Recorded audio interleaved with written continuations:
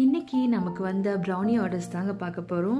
ஆக்சுவலாக இது கஸ்டமைஸ் பண்ணியிருந்தாங்க. இது ராகி வித் ஹேசல்நட் ப்ரௌனி, அப்புறமா இது வந்து வீட் ப்ரௌனி, இது வந்து கருப்பு கவுனி brownie, double chocolate and triple சாக்லேட்டில் கேட்டிருந்தாங்க. கஸ்டமர் வந்து கஸ்டமைஸ் பண்ணி தான் கேட்டிருந்தாங்க.